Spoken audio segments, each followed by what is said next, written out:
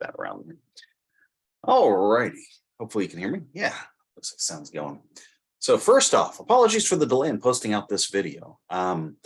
Basically what happened was we had some impromptu, semi-scheduled vacation visiting some of my wife's family. And whenever you're traveling with 4 children, it's like you don't really get much in the way of time to find a quiet place to make any recordings this last week. So I'm a little bit behind on videos. I'll be making, this one's going to be on part 3, which is we're talking about anticipatory or inchoate crimes and attempts and that kind of stuff. The next video I'll post out here shortly will be on defenses. So anytime we're talking about, sorry, I didn't mean that, getting notes here. So anytime you're talking about anticipatory crimes, you're talking about crimes that are incomplete. As I said, also known as inchoate crimes. These may be crimes that were planned in the process of being completed or stopped or prevented in some way from being completed. In the classroom, usually what I end up focusing on is a discussion on, preventing crime. One of the, if you're talking about like policing, from a policing perspective, one of the things they want to do is prevent crime. One of the things that people want to do is stop crime from occurring. And the first major thing that you have to realize is that's not what the system is set up to do. It's retroactive. Even when it's being proactive, it's retroactive. So you can't really stop a crime before it takes place. If you did, nothing criminal has occurred. So essentially what you'd be looking at is punishing someone who's innocent. And then that's not a good thing. A common ethical dilemma is probably appropriate. Probably the one that you guys we've all thought about at some point in time, or at least had it posed to you is, if you could travel back in time, would you kill baby Hitler? It's like, how many people say yes, how many people say no, and actually I remember seeing, I think it was Norm Macdonald, the late Norm Macdonald, talk a little bit about that, and like, you're going to kill a baby? Oh no, so you're just going to let a genocide take place? Really what would happen is if you had that ability, you wouldn't be stopping or preventing a genocide. You just be killing some baby. That's not the way that it works. At the same time, we're also not punishing thoughts. That's something that is a discussion in and of itself. You take quite a bit of time to talk about thought crimes. People have heard that phrase before. We don't want to police people's thoughts. What we want to do is to stop any type of crimes that are in the process of being committed. So even planning to some degree, it's like it is not something you really want to. You can't criminalize just the planning. There has to be some substantive step to it. It's like when we get to attempts, you'll see that in the slides that there must be a substantive or substantial step taken towards the furtherance of that plan. Planning in itself is just thought. So, to kind of give you a real world perspective of it, something that's been a lot in the news, talking about a lot, are mass shooting events, those types of things. We have mass casualties. When could you legally stop it? And this is something, if we were in the classroom, I'd ask you and kind of record some of your answers and see where you guys kind of take that. Because there are a number of ways that people look at that. Would you look at it and, is it acquiring a weapon? It's like, some people would say yes.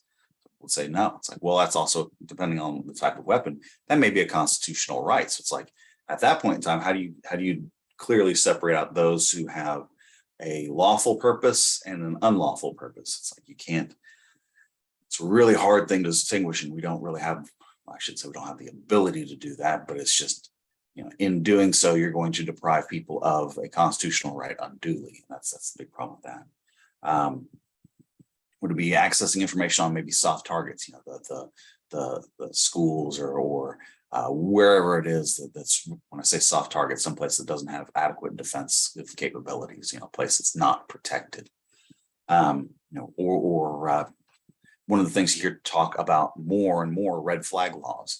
Red flag laws are where, someone's identified as a potential threat, so we go and we strip them of rights first. It's like, that is a major misfunction of the system that we have. We do not deprive people of any type of constitutional freedoms without due process. And that's exactly what those types of things do. So you're looking at a major constraint on individuals and their freedoms without, well, due process, or the fact that wrongdoing has actually been committed. That now what you have is an investigation. You can have an investigation at any point in time. It's just so long as it doesn't infringe on your rights. So basically what you're looking at is for the most part, it'd be you couldn't stop anyone at any one of those points. When could you do it?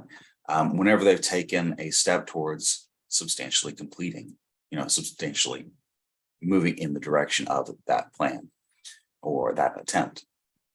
And in that case, it's like you kind of see why it is so hard to actually prevent crimes or stop them before there's some type of harm that's taken place. As we're talking about criminal laws, you'll see that there's a harm associated with all of them, even the attempts. It's just how you write it. Kind of add a little bit more to that. I want to talk a little bit about, what we can say just with that example. When could you actually stop someone? It's like, well, have they loaded up their guns and their ammo?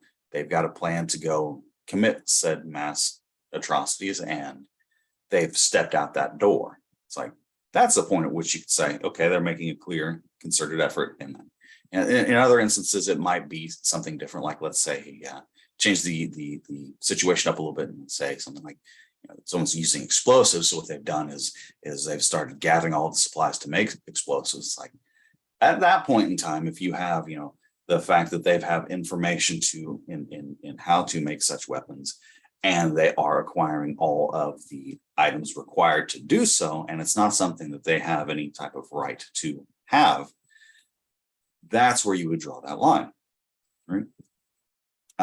So even in that case, it's when they're trying to be proactive, it's still reactive. It's still something that, is only after the fact that something has taken place. Because if you do it beforehand, it's like there's no criminal activity there. There's nothing to punish. You're punishing an innocent person at that point in time. So, first slide in the PowerPoint deals with solicitation. Basically, it's the act of asking someone to do something, or demanding there to be some type of criminal activity take place. The intent there is trying to have a person commit a crime. Now you could be talking about, encouraging, facilitating, those types of things are all would fall into that. Similarly, you could almost look at like incitation. What you're doing is trying to, create some type of criminal activity. In terms of defenses in general, so in all the slides where I say, defense, these are very broad and very general defenses that are used. That one, notifying the person that you no longer want that crime committed, that's when, let me see if I've got that slide up so I can see what I actually put in. Notifying the person solicited. Yeah, just basically notifying that you no longer want them to commit that crime or engage in that type of criminal activity. Contacting the police or otherwise making a reasonable effort to prevent that crime or whatever it was you're trying to solicit from taking place. So you have to have something that you can actually show that you've actually taken those steps. I put in the Oklahoma statute. What I did here is I put the one in for us, basically soliciting prostitution, because that's one of the most frequent types of solicitations that are actively charged. It's here. Most common, most frequent crime. What you'll notice with this one is, well, basically that just one of the points deals with solicitation itself. Now, depending on any particular crime, you might have a solicitation. It may have its separate statute or may be embedded into the overall statute for the crime that you're talking about. And that's going to be for most crimes. You may have some little excerpt about that in the statutes or its own statute. You can talk about murder or robbery, any types of those things. So you can find them in multiple places. I went with this one just because it's so common. All right. Here it says solicit, induce, entice, or procure another to commit an act of lewdness, assignation, prostitution with himself or herself. So that's the nature of that one. Come on. Get a little dog over here. All right. Attempts. So with this one's a little bit different than most of the other crimes that we'll deal with in the form that the intent there has to be, purposefully, knowingly. You're talking about any of your lower levels of intent where it's not purposeful or not specifically associated with that crime. You can't use that wouldn't be an intent for the crime that's in question. Here's where it outlines that the act here is you're taking a substantial step. You're doing something that is tangible to some degree. Defenses for that in general: abandonment. You can have some way to prove that you abandoned it, or that it's impossible from a legal impossibility or a factual impossibility. So in terms of legal and factual, so legal would be the crime that you're attempting to do is not a crime. So there's no statute that speaks specifically towards those types of actions. Then you're dealing with a legal impossibility. Factual impossibility would be something that, and it would, factually be impossible to commit that crime. Say, I had an attempt to murder Abraham Lincoln. He's dead. He's like, it's impossible. It's like you can't do that. Abandonment. To kind of give you a good example of that, probably one of the best cases I read was about a guy who. Let's see, I think what it was he was trying to rob a bank, and he had access to an apartment that was either above or adjacent to the bank's vault. And what he had done was he first he secured the flat. Second, he got a high-powered drill and started trying to drill into it. After some time spent trying to drill into it, the difficulty associated with it, he stopped and he abandoned that attempt and just left. In the course of, I think it was about a year, and several months had elapsed when it was finally discovered that he had made that attempt to break into it. And his defense in that case was that he had abandoned. Well, at that point in time, he'd already made several substantial steps. So you'd already got to that location, you already gotten the tools, you already started to use the tools. And so at that point in time, it's like, is that abandonment? No, abandonment would be beforehand. So with that kind of gives you an idea a little bit about abandonment. Here I put the Oklahoma statute for attempts in general. Just like with solicitation, you'll find it in several different statutes relating specifically to those specific crimes. Same thing with attempt. All the crimes that we'll talk about, for the most part, will have either its own separate statute related to attempts for that type of crime, or will be a subsection of that statute. Let's put it in here. Attempts are, I think it might say it in here. Let's see if I can see it real quick. No, it's a subsequent statute associated with this one. If you're reading through the book and you read a little bit farther than just specific statutes I'd written, you'll notice that it says attempts are not considered lesser included offenses. We'll talk about that a little bit more maybe when we start to get into murders in what will be this upcoming week. Basically, what you're talking about is anytime that there is a charge for particularly serious crimes, typically they'll include lesser offenses. So, let's say murder, because we'll talk about it again. Murder in the first degree will also include murder in the second, maybe negligent homicide, reckless, that kind of thing, manslaughter. All of those could be considered, depending on how it's specifically written in your state, lesser included offenses. And the reason why they do that is whenever it gets in front of a jury, if they don't find that maybe that level of intent isn't there in this case, or there's still enough doubt where you can't prove it, going to a lower offense, a lesser offense, is an easy way for a guilty verdict to still be considered. Because if you just offer up that first degree, you don't make it, then you can't find that person guilty of it. But if if the lesser includeds aren't in there, that person goes free. If it's included, you still have that chance of that conviction. So attempts are not lesser included because at that point in time it's been committed. So conspiracy. A few things to talk about here. So I think I put in here, maybe I didn't. No, I didn't. I put in the Oklahoma conspiracy statute.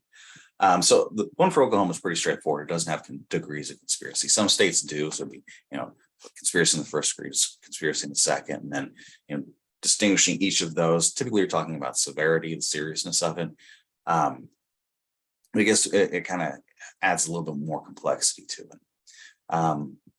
So the act is an agreement, and here it says the problem of multiple agreements. So basically what you're talking about was when you're talking the agreements themselves. So you're dealing with multiple parties. So if you have, let's say, 6 different people, and you've made agreements with each of these 6 people, but all of the other, 5 are unaware of any of the other agreements, is that a conspiracy? It's like, maybe not. Maybe if it's like a chain where each person, is only making agreements with 2 other people, identifying that web to create that conspiracy can be difficult. And in some instances, as a person party to a conspiracy and unaware of it, so you have some problems that are introduced by it. Once you have that agreement, there must be some type of act made, related to that conspiracy. The intent there, of course, is to accomplish an unlawful objective. So, and note it said not the intent of conspirators to agree. It's not just that they make an agreement, is that it's an unlawful objective. So limitations, the Wharton rule. Basically, what you're talking about there is, okay, there you go. Anytime you're dealing with crimes that require 2 people, like 2 people involved in that type of crime is not a conspiracy. So that's what you're dealing with there, is that you need at least another party involved with that for it to be a conspiracy as well. The husband and wife rule, that's an old common law rule. Basically, that was historically a husband and wife couldn't be conspirators together on anything because they were seen as a joint unit. That isn't the case anymore, though. But that was an old rule. The 2 or more rule. It just requires 2 or more people is what I wrote down for that. I don't remember if there's more to that. Well, I'm drawing a blank.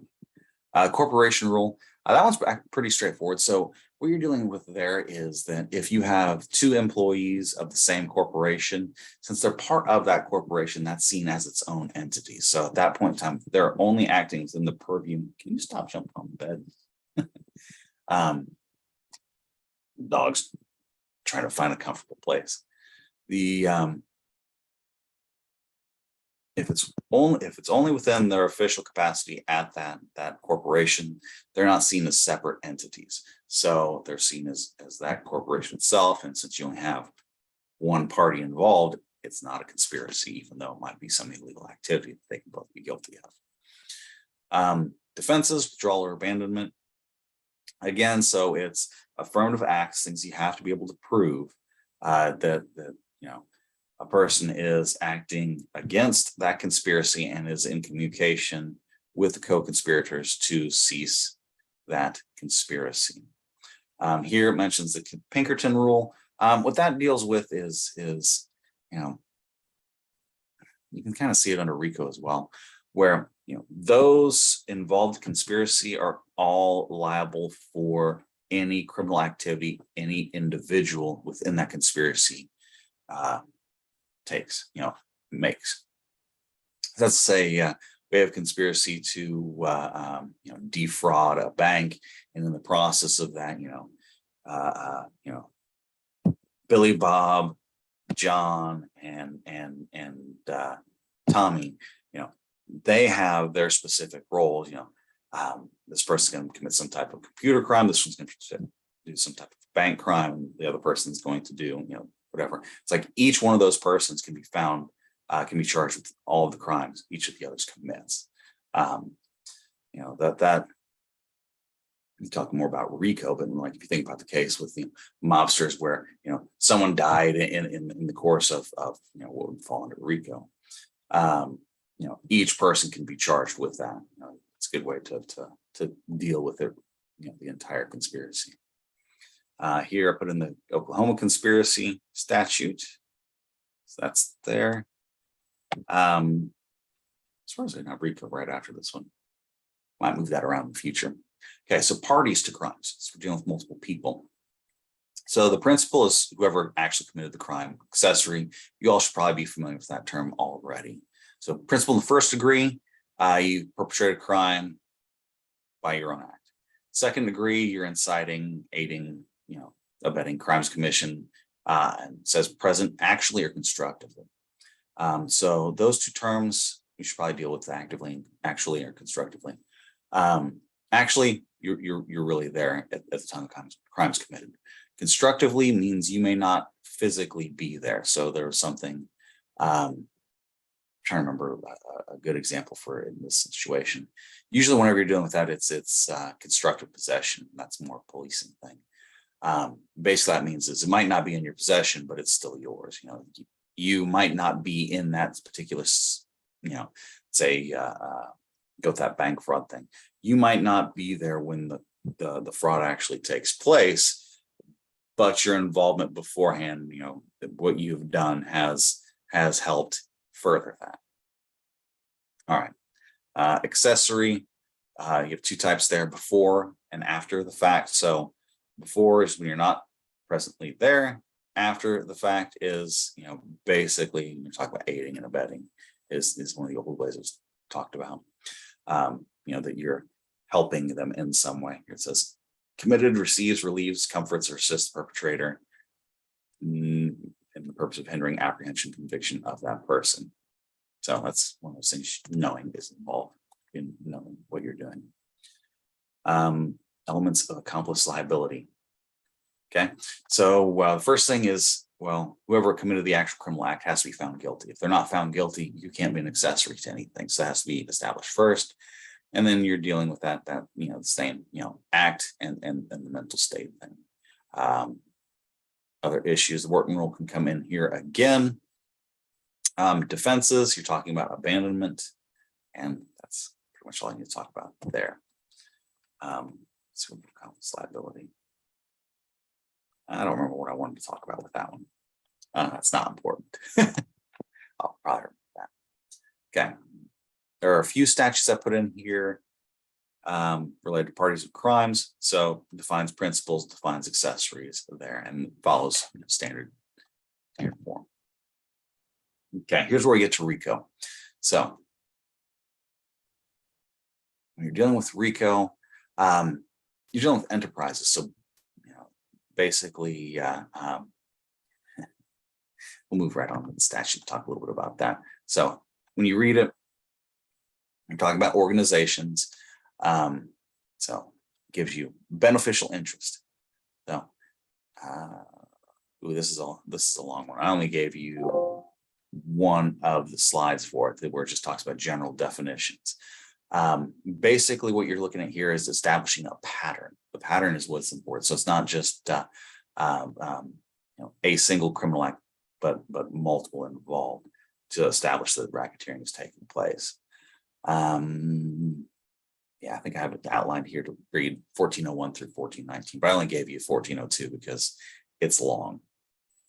And that's something I'll probably do for a lot of these in the future, is particularly the long statutes. I'll try to keep it as brief as possible in the slides because you'll have access. If you don't have access to the book, you can look at the statutes online. They are for the most part the same. There are some differences. I was noticing that whenever I was creating slides for the upcoming week, where it was at the point that the Oklahoma legislature had posted out the statutes, there were still some current debates on the final form for a couple of them, and so it hadn't been updated, is what it looks like in comparison to the textbook, which had been. So if you have the textbook, you're better situated for reading than if you're just exclusively online. So it'd be better if you had the textbook, but you could probably get by if you didn't.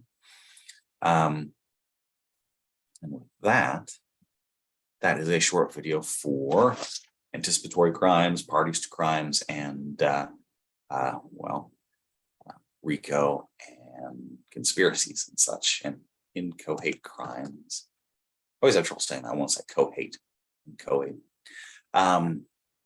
If you have any questions for any of that, if you want me to go into any more detail, again, I'm always just an email away.